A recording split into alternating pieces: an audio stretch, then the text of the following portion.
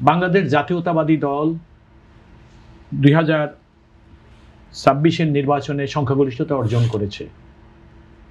এই দেশ আজকে পরিচালিত হচ্ছে এই দলের আদর্শ, তাদের গঠনতন্ত্র এবং তাদের দলীয় আদর্শ এবং নির্বাচন পূর্ববর্তী যে সকল কর্মসূচি, অর্থাৎ যে ম্যানিফেস্টো দিয়ে রাষ্ট্র ক্ষমতায় আজকে বিএনপি অধিষ্ঠিত, তারা সেটাকেই বাস্তবায়ন করবে এবং সেটাই করে যাচ্ছে। শহীদ রাষ্ট্রপতি জিয়াউর রহমান যে কাজটি করেছিলেন আপনি দেখবেন, অর্থাৎ জাতীয়তাবাদীর আদর্শে, যে আদর্শে শহীদ রাষ্ট্রপতি জাতীয়তাবাদী দলকে জন্ম দিয়েছিলেন, সেই একই দলের আদর্শেই আজকে দেশ শাসিত হচ্ছে। কারণ এই একই দলের ম্যান্ডেট নিয়েই জনগণের ম্যান্ডেট নিয়েই রাষ্ট্র ক্ষমতায় এসেছেন। তো একটা জিনিস হলো, আমি কোনো বৈপরীত্য দেখছি না, কোনো ফারাক দেখি না। দেখুন, আমি আবারও বলছি, যেমন সাইদ ভাই যে কথাটা বলেছিলেন, শেখ মুজিবুর রহমান সাহেব রক্ষী বাহিনীতে, সেনাবাহিনীতে মার্চ করার যে আদেশটি দিয়েছিলেন তার জীবদ্দশায়।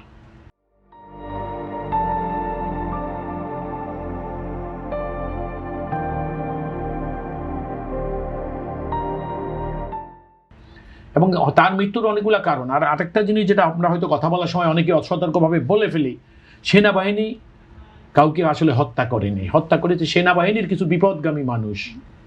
সেনাবাহিনী অ্যাজ এ হোল তারা কিন্তু সবসময় প্যাট্রিয়ট এবং দেশকে, আপনি সবচেয়ে বড় বৈপরীত্য, একটা দেশের একটা মানুষ, একজন সেনাবাহিনীর একজন 18 বছর, 20 বছর, 21 বছরে সেনাবাহিনীতে যায়, সেই মানুষটা বছরের পর বছর থ্রু ট্রেনিং সে অনেক কঠিন অবস্থার মধ্যে দিয়ে তাকে একটা পারফেকশনে পৌঁছতে হয়। সেনাবাহিনীর অফিসারদেরকে আপনি দেখবেন বা জওয়ানদেরকে যাদেরকেই বলেন, এভাবে তারা ওয়েল ট্রেইনড হয়ে। কিন্তু রক্ষী বাহিনীতে যারা গেলেন তারা স্বাধীনতা যুদ্ধের সময় ওই যে স্বল্পকালীন সময় যে ট্রেনিং ছিল, তাদের ট্রেনিংয়ের যোগ্যতার চাইতে রাজনৈতিক যোগ্যতা ছিল বেশি। এবং একটা দেশের সেনাবাহিনী যারা দেশের স্বাধীনতাকে রক্ষা করবে, একটা দেশের সেনাবাহিনী যারা দেশের মানুষের সকল অধিকার প্রোটেক্ট করবে, বহিঃশত্রুর আক্রমণ থেকে দেশকে রক্ষা করবে, সেই রকম একটা প্রতিষ্ঠানে যদি রাজনীতির অনুপ্রবেশ ঘটে, সেটা ওই প্রতিষ্ঠানের জন্য এবং অ্যাজ এ হোল দেশের জন্য খুব বিপজ্জনক ছিল। এবং যেটাই ছিল দ্বন্দ্ব, আমার কাছে আর কোনো দ্বন্দ্ব আসিল বলে মনে হয়নি তখন। তো যে কারণে আপনি শহীদ রাষ্ট্রপতি জিয়াউর রহমানকে যে কারণে হত্যা করা হয়েছিল, তার দেশীয় এবং আন্তর্জাতিক রাজনীতি ছিল। সেটার কারণটা ছিল এই যে শহীদ রাষ্ট্রপতি জিয়াউর রহমান একটা তলাবিহীন ঝুড়ি পেয়েছিলেন বাংলাদেশকে। তিনি সেইটাকে এমার্জিং টাইগারের রূপ নিয়ে যখন ওই সময় তারা চিন্তা করছেন, কারণ আমাদের শত্রু আমাদের দেশে যেমন আছে, আমাদের দেশের বাইরেও আমাদের প্রচুর শত্রু। তারা চিন্তা করলেন যে বাংলাদেশ যদি এইভাবে সামনে অগ্রসর হতে থাকে, সেটা হয়তো তাদের বা যে উদ্দেশ্যে তারা কেউ কেউ আমাদের বন্ধু হয়েছিলেন, অথবা তাদের ভিন্ন হাইডিং যে এজেন্ডা ছিল, সেগুলো বাস্তবায়নের জন্য যখন তারা মনে করেছিলেন যেগুলো অন্তরায় হয়ে যেতে পারে, তখন তারা যেটা করলেন, চিন্তা করলেন যে না। এবং শহীদ রাষ্ট্রপতির হত্যা সেই রকম দেশীয় এবং আন্তর্জাতিক ষড়যন্ত্রেরই একটা ফল ছিল। তো আমার যেটা বক্তব্য সেটা হলে, দেখেন, শহীদ রাষ্ট্রপতি যেটা করেছেন, তিনি সেনাবাহিনীকে একটা সুশৃঙ্খল বাহিনীতে রূপ দেওয়ার জন্য তিনি আমরণ আপ্রাণ চেষ্টা করে গেছেন এবং তিনি অনেক অংশে সার্থক হয়েছেন। সেখানে দয়া অনুকম্পা দেখাবার কোনো রকম সুযোগ কোনো একবারও কাউকে দেখানেন। যিনি অপরাধী তিনি অপরাধী এবং অপরাধের গুণগত মান অনুসারে যে সাজা তার পাওয়ার, সেটাই তিনি পেয়ে গেছেন। আর একটা জিনিস আমি বলবো আপনাকে, যে এই যে রক্ষী বাহিনীর জেনারেল মাসুদ, আপনি দেখেন রক্ষী বাহিনীর জেনারেল মাসুদ কিন্তু যখন শহীদ রাষ্ট্রপতিকে হত্যা করা হয়, তখন কিন্তু তিনি আর্মিতে রক্ষী বাহিনী থেকে মার্চ করা। 11 সময় এই জেনারেল মাসুদউদ্দিন চৌধুরী তিনি কি করলেন, রাষ্ট্র ক্ষমতা দখল করতে চাইলেন। তিনি এমন এজেন্ডা নিয়ে বাজারে আসলেন যে তিনি চাইলেন কি, যে তিনি, অর্থাৎ আপনারা লক্ষ্য করেছেন রাষ্ট্র ক্ষমতা দখলের একটা পায় তারা করেছিলেন, তারা রাষ্ট্র ক্ষমতা দখলের একটা পায় তারা করেছিলেন।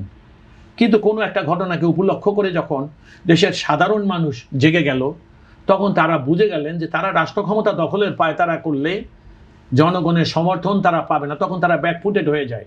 এবং আপনি দেখবেন তখনকার জেনারেল মইনু আহমেদ আর এই মাসুদিউ আহমেদ এরা মিলে কি করলেন, তখন কোনো রকম পলায়নপর হওয়ার জন্য একটা নির্বাচন দিলেন। এবং নির্বাচনটা দিয়ে গেলেন কাকে, দেখেন, তারা যে অপকর্মগুলো করলেন। আমি বহুবার বলেছি যে 2018-তে নয়, 2008-এ প্রথম বাক্সে রাতে ভোট কেটে ঢুকিয়ে এই মাসুদউদ্দিন চৌধুরী, মইনু আহমেদ, তারা তাদের অপকর্ম এবং তারা একটা নির্বাচনের পদ্ধতিকে অবহেলা করার জন্য তারা যে কাজটি করলেন, সেইখানে তারা করলেন কি, তাদের পাপের থেকে রেহাই পাওয়ার জন্য, অপকর্ম থেকে মুক্তির জন্য তারা আওয়ামী লীগের রাতে বাক্সে ভোট ঢুকিয়ে 2008-এ প্রথম রাতে বাক্সে ভোট ঢুকিয়ে আওয়ামী লীগকে ক্ষমতায় নিয়ে আসছে। এবং এই অপকর্মগুলো তারা, এবং আপনি দেখেন 2011 সময় কি হলো, আজকের মাননীয় প্রধানমন্ত্রীকে আপনি জানেন, সেখানে যখন টাস্ক ফোর্স করা হয়েছিল, বলা হয়েছিল দুর্নীতি ইত্যাদিতে অনেক কিছু, সেইটার প্রধান ছিলেন এই জেনারেল মাসুদউদ্দিন চৌধুরী।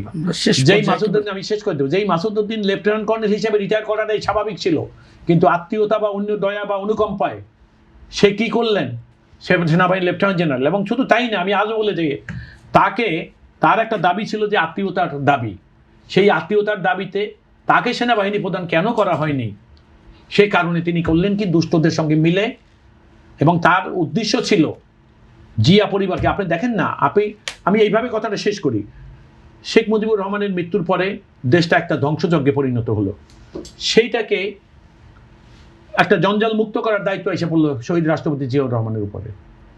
নির্বাচিত সরকারকে যখন হোসেন মোহাম্মদ এরশাদ অন্যায়ভাবে রাষ্ট্র ক্ষমতা থেকে সরিয়ে দিল এবং দেশটাকে 9 বছরে একটা যা ইচ্ছা তাই করে রেখে গেলেন, সেই জঞ্জাল মুক্তির দায়িত্ব এসে পড়লো ম্যাডাম খালেদা জিয়ার উপরে।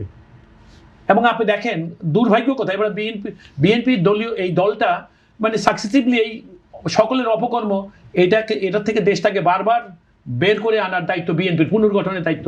তারপর শেখ হাসিনা 16 বছর দেশটাকে জাহান্নাম বানিয়ে রেখে চলে গেল।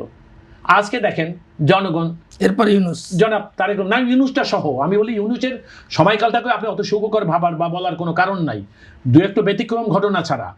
কিন্তু আমি বলছি যে এই শেখ হাসিনা যে অপকর্মটি করে গেলেন 16 বছরে, আজকে সেই দেশের যে সর্বনাশ করে গেল, দেশের অর্থনীতি, সামাজিক, গণতন্ত্র, শাসন, বিচার ব্যবস্থা, সেইগুলোকে পুনর্গঠনের দায়িত্ব আবার কি করলো, আইসা পড়লো আজকের মাননীয় প্রধানমন্ত্রী জনাব তারেক রহমানের উপরে। আমি আপনাকে এটুকুই বলবো যে জিয়াউর রহমানের যেভাবে দেশ পরিচালনা করেছে, আবার আপনি দেখবেন জিয়াউর রহমানের আবির্ভাব হয়েছে দেশের মানুষের জন্য, দেশের মানুষের স্বার্থ রক্ষার জন্য। এবং এটা দৃঢ় আস্থার সঙ্গে আমি আজকে বলে যাচ্ছি আপনাদেরকে, মাননীয় প্রধানমন্ত্রী যিনি আজকে দেশের, তাকে দেখলে মনে হচ্ছে যে জিয়াউর রহমানের পুনর্জন্ম হয়েছে।